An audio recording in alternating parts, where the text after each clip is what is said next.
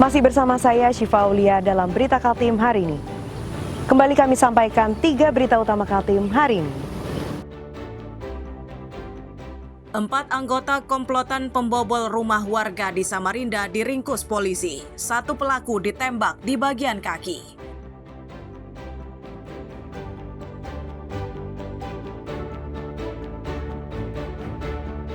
Permukiman penduduk di Desa Mansalong, Kecamatan Lumbis, Kabupaten Nunukan, ludes dilalap si jago merah.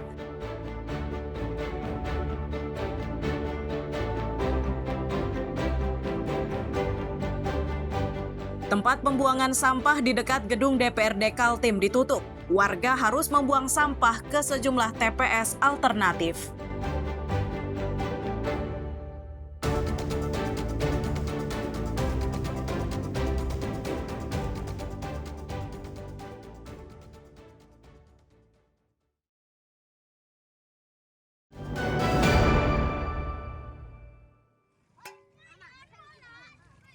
Seperti inilah kondisi permukiman di Desa Mansalong, Kecamatan Lumbis, Kabupaten Nunukan. Musibah kebakaran yang terjadi pada Selasa malam menghanguskan puluhan rumah. Api cepat meluas karena bangunannya rata-rata terbuat dari kayu. Bahkan sebuah minibus pun ikut ludes terbakar. Warga menyatakan musibah kebakaran ini terjadi pada tengah malam. Petugas pemadam yang tiba di lokasi tidak bisa berbuat banyak karena aliran listrik belum dipadamkan. Mereka baru bisa bekerja setelah hampir setengah jam menanti padamnya aliran listrik. Dari pukul 3, tapi api sudah membesar. Jadi saya keluar tanpa baju lah, sama yang pakai sarung-sarung saja sama anak istri saya. Dan kami dalam keadaan panik.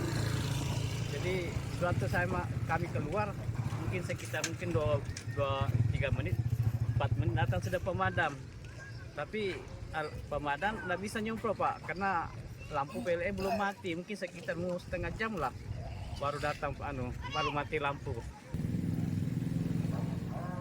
Sementara pihak BPBD mengaku meluasnya kobaran membuat mereka kewalahan. Agar kobaran tidak makin meluas, mereka pun meminta bantuan kepada damkar dari Kabupaten Malinau. Upaya ini tidak sia-sia, kurang dari 1 jam kobaran berhasil dipadamkan. Sehingga dengan unit yang pakai ini hanya 3, tidak mampu memadamkan api yang cukup besar. Jadi kami minta bantuan dari Kabupaten Malinau. Datanglah Kabupaten Malinau sekitar pukul 4 pada saat itu untuk membantu kami.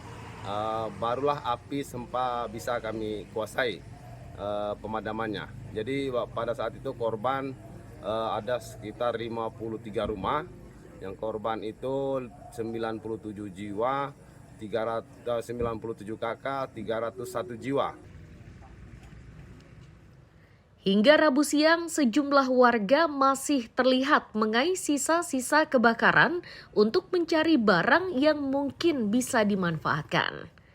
Saat ini, BPBD pun telah mendirikan posko di lokasi kejadian untuk membantu warga yang membutuhkan pertolongan. Mustafa dan Amir Hamzah melaporkan dari Nunukan, Kalimantan Utara.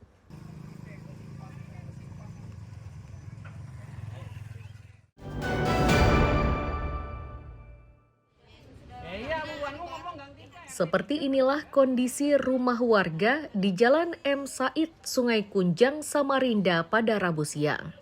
Material longsor berupa batu dari perbukitan masih belum disingkirkan. Bahkan akibat peristiwa tersebut, sebuah sepeda motor milik warga rusak tertimpa material longsor. Pemilik kendaraan menyebut longsor yang diawali gemuruh itu terjadi pada subuh hari. Dampak dari longsor ini menyebabkan sepeda motornya rusak tertimpa batu. Selain itu, halaman rumah juga rusak akibat tertimbun batu dengan berbagai ukuran. Kondisi seperti ini menyebabkan penghuni rumah resah dan khawatir. Oke, jadi baru aja sekitar jam setengah 4 itu ada terjadi longsor, dan longsornya itu menimpa pemukiman, menimpa tempat tinggal kami. Dan di sini yang paling sangat berdampak itu terhadap motor saya, kendaraan saya sebagai salah satu transportasi saya untuk mencari nafkah. Seperti itu. Ini yang longsor perbukitan atau batuan atau seperti apa? Ini yang longsor bukit, karena di atasnya kan jalan MT Haryono, terus ini ada bukit, baru pemukiman kami kayak gitu. Tim gabungan yang turun di lapangan mengimbau penghuni rumah untuk lebih waspada. Peringatan ini diberikan karena wilayah Samarinda beberapa hari terakhir diliputi hujan dengan intensitas sedang dan deras.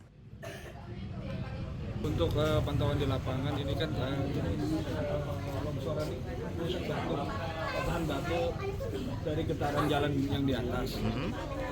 Untuk langkah kita awal itu kan kita memantau masih ada warga takut melintas di sini, takut ada longsoran susulan. Jadi kita memakaikan sentilen di lokasi, takut ada longsor susulan. Nah, kalau melihat kondisi di lokasi ini, apakah ada kemungkinan longsor susulan terjadi kondisi cuaca hujan ini, Bang? Kalau dilihat di lapangan, kemungkinan dengan cuaca yang kurang bagus untuk beberapa waktu ini, kemungkinan bakal ada jadi potensi susulan. Untuk langkah awal, petugas yang tiba di lokasi kejadian memasang garis polisi di sekitar titik longsor. Ini dimaksudkan agar warga tidak lagi mendekati kawasan tersebut hingga situasinya benar-benar aman. Iswanto dan Amir Hamzah melaporkan dari Samarinda.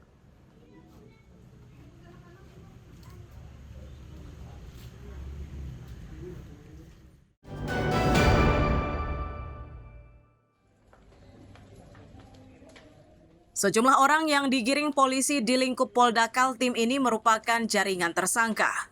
Total sebanyak 10 orang yang diringkus dalam waktu 3 minggu.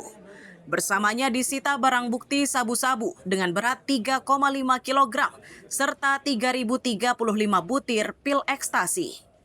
Direktur Ditres Narkoba Polda Kaltim menyebut para tersangka ini merupakan jaringan narkoba antar pulau. Mereka membawa narkoba dan pil ekstasi itu dari Sumatera Utara via udara. Strategi yang digunakan para pelaku untuk menutupi barang haramnya, yakni dengan menyimpannya di dalam koper. Menjalankan transaksi jual beli hukum provinsi Kalimantan Timur. Operasi dengan menggunakan transportasi udara. Tentunya yang kami temukan untuk di dalam membawa narkoba tersebut ini dengan menggunakan alat itu seperti koper. Nah, kopernya ini dikemas ya dalam satu pakaian yang tentunya menghindari daripada pemeriksaan secara elektronik pada petugas bandara. Saat ini polisi masih mendalami kemungkinan jaringan ini melibatkan pihak lainnya. Sementara bagi para tersangka, kini terancam hukuman hingga seumur hidup. Riani Mantini dan Amir Hamzah melaporkan dari Balikpapan.